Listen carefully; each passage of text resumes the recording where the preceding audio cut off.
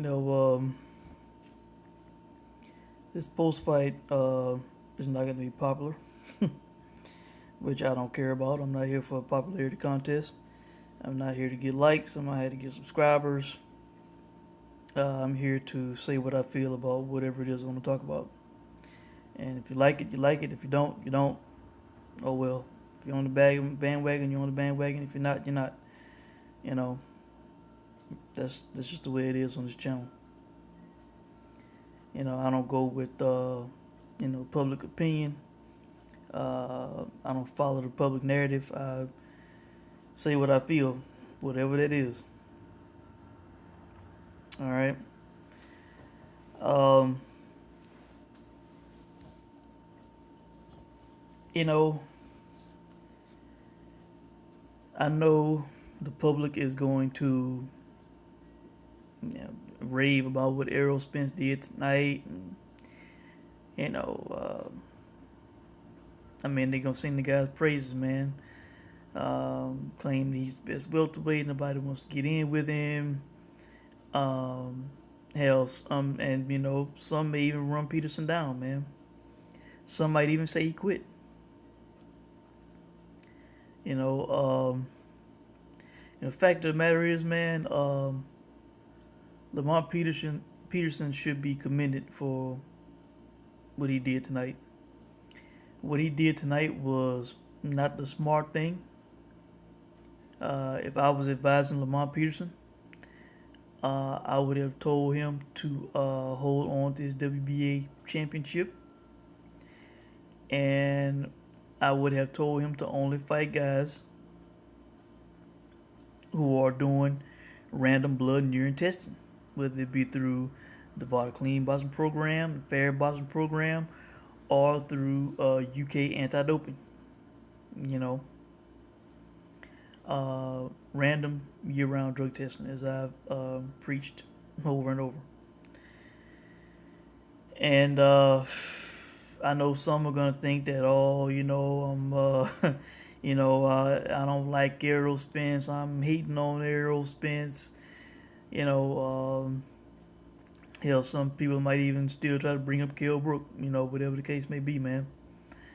But I can assure you, it has nothing to do with that, man. Nothing to do with none of that stuff at all, man.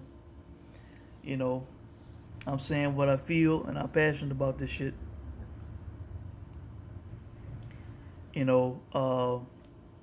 I'm not gonna sing Errol Spence's praises. I'm not gonna put this guy over. I'm not gonna give him any accolades or shine, man, until he starts doing random blood and urine tests, man, year round. Between fights, all that shit, man.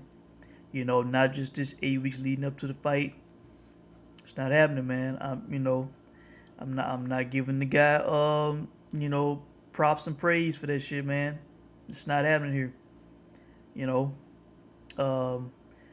As someone who is a fan of combat sports, who watches the UFC, who has learned more about the random blood and urine testing process, how guys get popped, etc., man, the importance of this, the advantages that guys can have in these fights. I'm telling you, man.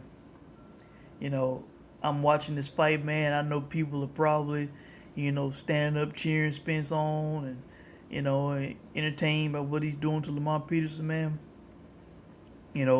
I'm sitting here feeling very uncomfortable, man. At what I'm seeing, because as I said in the preview video going into this fight, Lamont Peterson, while Errol Spence, after he beat Kell Brook, he was not subject to any random blood and urine testing. To my knowledge, the guy's not enrolled in clean boxing program according to his box rec deal. He has not said that he is, but not released a statement saying that he was. Of course, he's not in fair boxing program because he's not in WBA top 5 or WBA champ, and he's not in UK anti-doping because he is an American. He's not in the UK. So, to my knowledge, man, the guy's not tested between fights. He had an 8 month. He was out of the ring for 8 months. Almost at 8 months, right at up to a week shy of 8 months. The guy was out of the ring. Meanwhile, Lamont Peterson, as WBA champ, was subjected to random year-round drug testing, man. And and to be fair, Lamont Peterson is not, he is not a notorious power puncher, man. He's not. You know, he did not. He has not finished. A ton of guys in his career. And he does not carry devastating punching power. But at the same time, man, you got one guy who is subject to testing, and one guy who's not, man. And I'm kind of, the lone wolf here, man. Which, hey, that's fine if nobody else is on board. As I've said, man, people will be on board one day. They will see that I was right about this shit. And boxing needs to implement this around the board, just as the UFC did, man. When they had numerous failures, for cocaine and marijuana and steroids and all this, man, they said enough, and they got USADA on board. Tells these guys rambling, man. So these people they are in love with the punching power. They in love with the performances. Spence putting away guys, thug when he punches. And meanwhile, I'm sitting here, with legit concern about about fighters and their safety, man. Because I know these guys, man. These guys get killed in the ring, man. Have permanent injuries in the ring, man. And it's uncomfortable for me to watch, man. You got this bigger guy with this thud and punching power that you can hear. When we, as we all know, look the shit up yourself if you don't believe me. Guy didn't enroll in random blood and urine testing when he got ranked by WBC, man. Didn't take tests at the time. Still is not enrolled in the program as far as I know. So, I cannot and I will not sing this guy's praises, man, with that, knowing that happened and the guy's still not enrolled, man. He needs to enroll, man. Bottom line. And I will say what I saw in the fight. It was a blowout, man, but it was not comfortable to watch. It wasn't. First round, 10-9 Spence. Body shots and higher volume. Peterson content with being a punching bag. I feel Lamont Peterson should have closed the distance on Errol Spence from the get-go, man.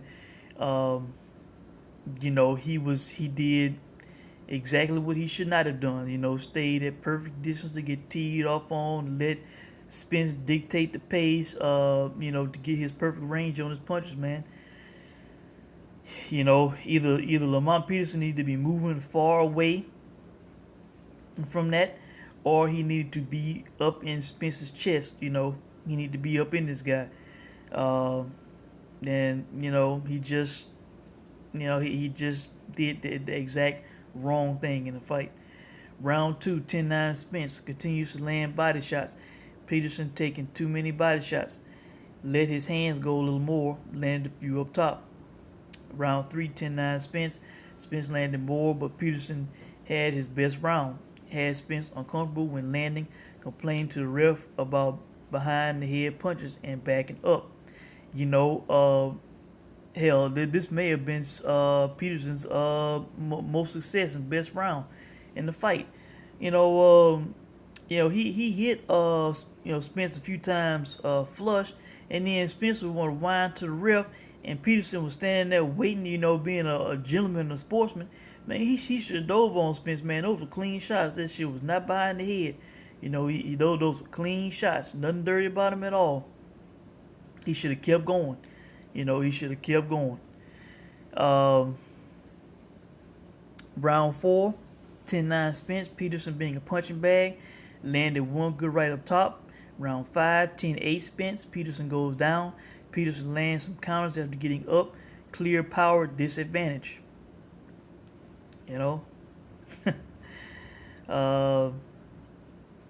again, man, that kind of a power gap, man. This guy not tested between fights.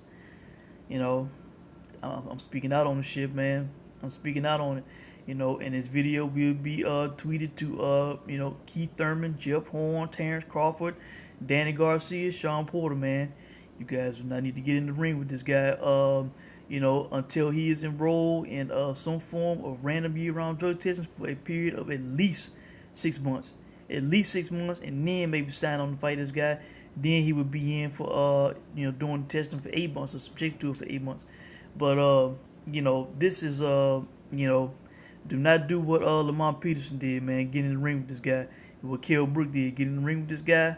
They subjected, Peterson was subjected.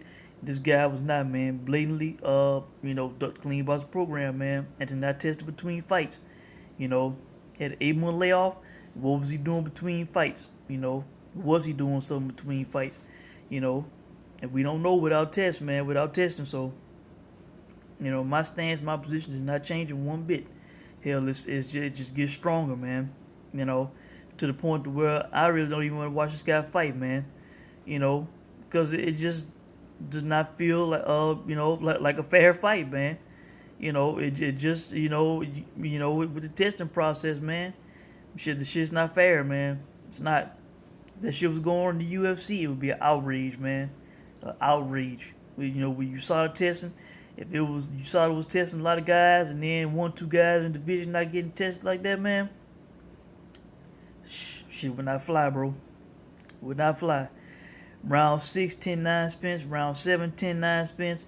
Round 8 is when Barry Hunter stopped the fight. It officially went into the 8th round.